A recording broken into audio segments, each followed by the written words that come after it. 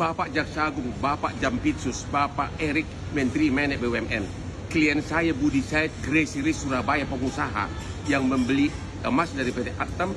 PT Antam ditahan di rutan Kejaksaan Agung dengan alasan menerima emas diskon sehingga merugikan keuangan negara seberat 1 ton 136 kg.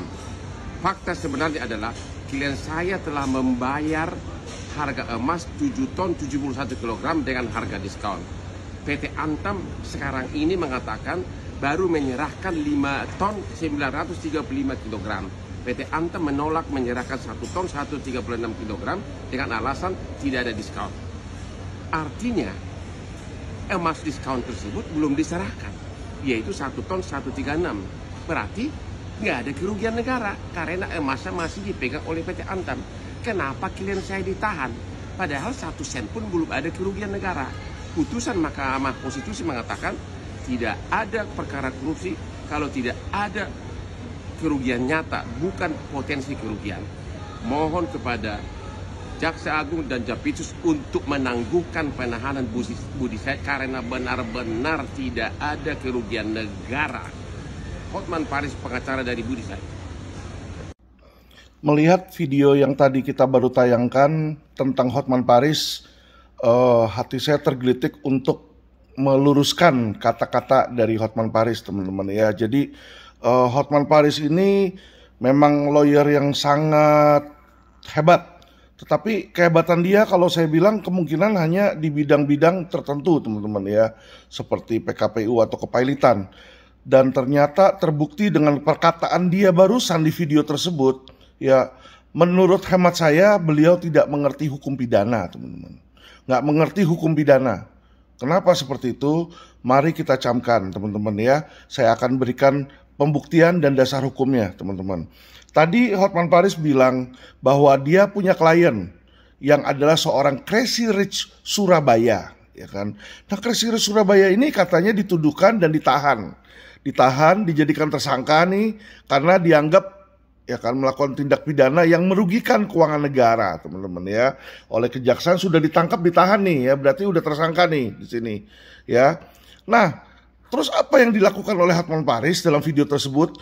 Jadi dalam video tersebut Hotman Paris bagaikan anak kecil, teman-teman. Jadi dia mau niru perbuatan si Cat Lim ya. Karena kan waktu itu Cat Lim teriak-teriak gitu kan, dianggap Alvin Lim keluar. Jadi dia mau lakukan hal yang sama, teman-teman ya. Dia mungkin mau teriak-teriak, dia bilang, Jaksa Agung, Jampitsus, itu saya punya klien Crazy Rich Surabaya, si Budi Said. Kok ditangkap, ditahan? Kata dia, ya kan, menurut dia, ini belum ada kerugian negara, ya nggak boleh ditahan. Jadi biar dikeluarkan. Waduh. Kalau seperti itu jalannya hukum pidana, nggak usah itu ada KUHP sama KUHP, Pak. Pak Hotman, Anda tuh sangat beruntung loh, Pak. Kemarin itu nggak menerima tantangan dari Kate. Kalau Anda menerima tantangan dari Kate, ditelanjangin, Pak. Anda malu, Pak. Ya, kalah sama anak kecil, Pak. Saya kasih tahu Bapak, anak saya itu dari berapa tahun yang lalu sudah belajar KUHP sama KUHP, Pak. Udah ngerti, Pak, tentang KUHP dan KUHP dan dia hafal pasal-pasalnya, Pak, ya. Saya kasih tahu Bapak, kalau seseorang, Pak, Hotman Paris yang terhormat sudah dijadikan tersangka dan ditahan, ya. Proses hukum yang harus Anda lakukan adalah mengajukan pra-peradilan di pengadilan negeri setempat, Pak. Tahu nggak itu, Pak? Karena itu tertera, Pak, di KUHP pasal 77. Ya, saya hafal, Pak. KUHP pasal 77, Pak. Karena saya paling sering, Pak, pra-peradilkan polisi, Pak. Ya.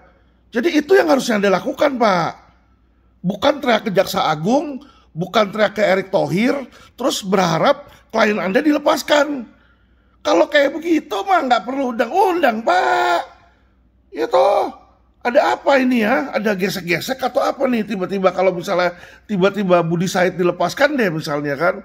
Berarti kan orang berpikir, wah, Hotman hebat banget ya dengan kata-kata dia, orang bisa lepas. Berarti kata-kata Pak Hotman undang-undang dong, Pak. Ya kan? Kan tidak, Pak. Undang-undang hukum pidana itu ada dua, Pak. KUHP dan KUHP. Ya, jadi kalau klien Bapak ditangkap, ditahan, itu Anda lakukanlah proses perlawanan proses hukum yang namanya pra-peradilan, Pak. Ya, pra-peradilan di pengadilan negeri setempat, Pak, di situ, Pak, ya. Nanti hakim yang akan menentukan apakah penahanannya ini sudah sah atau tidak. Kalau penahanannya sah, ya klien Bapak tetap ditahan. Kalau nggak sah, klien Bapak dilepaskan. Ya Pak Hotman ya, Anda lawyer Pak ya, tapi jangan berbicara dan jangan ngomong di depan publik dengan cara-cara yang melecehkan hukum. Kalau Anda sudah tahu ada proses hukum tapi Anda tidak mau menjalankan proses hukum, berharap bahwa dengan Anda bicara terus klien itu lepas, ya kan? Ini bukan mencerdaskan masyarakat, Pak, tentang hukum, Pak, ya kan? Kedua, Pak, Anda bilang klien Anda tidak berhak ditahan karena belum ada unsur kerugian. Anda bilang seperti itu, Pak, ya. Saya edukasi Anda lagi nih, Pak, ya. Kalau Anda nggak ngerti KUHAP, nanti lain kali kapan-kapan Bapak datang aja ke kantor LQ Indonesia Law Firm, saya buka kelas khusus untuk Bapak, ya, untuk hukum acara pidana dan hukum pidana, Pak, ya. Saya kasih tahu Bapak, kalau seseorang itu ditetapkan sebagai tersangka, untuk ditahan atau tidak itu adalah kewenangan penyidik atau kewenangan penuntut umum, ya. Dan syarat penahanan itu hanya dua, Pak. Syarat objektif dan syarat subjektif. Syarat objektif itu diatur di pasal 21 ayat 4, Pak, ya, yaitu 5 tahun ancamannya. Jadi dilihat Budi Said ini disangkakan pasal apa, Pak? Pasal tipikor dia, Pak. Dia disangkakannya. Ancamannya di atas 5 tahun enggak? Oh iya, jelas di atas 5 tahun, Pak. Di situ, Pak, ya. Jadi syarat objektifnya sudah terpenuhi, Pak. Bisa ditahan. Syarat kedua adalah syarat subjektif, Pak, yang diatur di pasal 21 ayat 1. Yaitu apa pasal subjektif, ya kan? Kepada orangnya yang ditakutkan melarikan diri, menghilangkan barang bukti, ya kan? Atau mengulangi perbuatannya. Itulah syarat subjektif, Pak. Jadi karena penyidik merasa mungkin, wah nanti takut dia kabur, ya kan? Makanya itu ditahan. Bukan karena menurut Anda tidak ada unsur pidana. Kalau nggak ada unsur pidana itu nanti Anda buktikan di depan pengadilan. Ya agar apa? Agar putusan pengadilan itu bisa memutuskan onslah, Pak. Kalau diputuskan onslah, dia keluar tuh bebas tuh, Pak, ya. Dengan alasan apa? Tidak cukup buktinya atau tidak cukup unsur pidana di situ. Tapi itu bukan syarat untuk seseorang tidak boleh ditahan, Pak. Ya, jadi Anda harus tahu nih, Pak, bedanya, Pak, ya. Malu loh, Pak, Anda itu pengacara dengan 30 miliar kok nggak ngerti hukum pidana, ngurusin hukum pidana, Pak. Ya, kalau perlu Bapak minta orang temenin lah di situ. Terus kalau menurut Anda klien Anda tidak bersalah, saya sangat tidak setuju, Pak. Menurut saya klien Anda bersalah, Pak. Ya, dugaan saya nih, Pak, opini saya klien Anda bersalah. Ya, saya selama ini selalu berseberangan, Pak, sama Jaksa Agung, Pak, atau sama Jampitsus, Pak. Ya, saya merasa mereka itu banyak oknum di sana. Tetapi dalam hal ini, saya merasa si Kejaksaan Agung itu hebat, Pak. Ya, kenapa saya bilang seperti itu, Pak? Saya ini berbeda dengan Bapak yang ngumpulin cincin-cincin emas. Jadi Anda beli emas itu untuk naruh di jari-jari Anda. Mungkin Anda lakukan itu karena apa? Karena Anda tidak merasa jari Anda bagus. Jadi Anda ketika begini-begini, ya kan, mau nunjukin jari, orang lihatnya emasnya, Pak. Ya, beda sama saya, Pak. Kalau saya ada duit, Pak, ya kan, saya beliin istri saya emas, Pak, ya.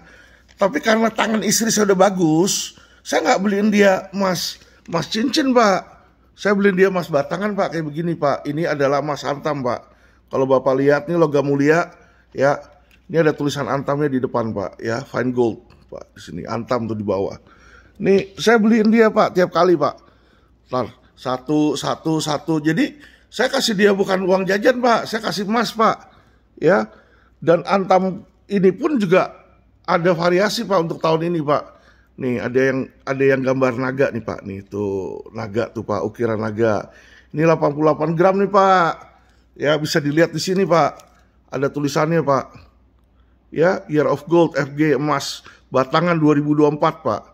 Ya, dan apalagi di sini, Pak, ada hologramnya antam, Pak. Saya kasih tahu Bapak yang nggak pernah, mungkin ya, Pak, sorry ya, mungkin nggak pernah beli emas antam. Mas Antam itu nggak pernah ada diskon, Pak. Nggak ada diskon. Lu mau dari tahun kuda, besok tahun naga, besoknya lagi tahun ular, kagak ada Pak diskon, Pak. Jadi kalau bisa tiba-tiba ada seseorang sales yang memberikan diskon ke Budi Said, itu sudah ada probable cost, ada permainan Pak, kong kali kong Pak di situ. Aduh, Hotman. Ayolah, jangan malu-maluin Hotman ya. Kita pengacara ini, ayo kita edukasikan masyarakat Pak ya. Jangan Anda merasa diri Anda hebat, terus Anda bisa ngomong yang tidak sesuai hukum Pak. Saya nggak setuju Pak, sorry ya Pak. Sorry. Dan saya juga buat video ini bukan untuk mendiskreditkan Anda, tetapi saya melihat bahwa Anda ini nggak ngerti hukum pidana, dan saya sebagai sesama rekan, saya wajib meluruskan Pak di situ ya. Semoga Bapak bisa lebih pintar dalam hukum pidana, dan semoga Anda menang dalam kasus Anda. Tetapi saya sangat ragukan sih Pak ya. Oke Pak, salam cerdas hukum Pak Hotman.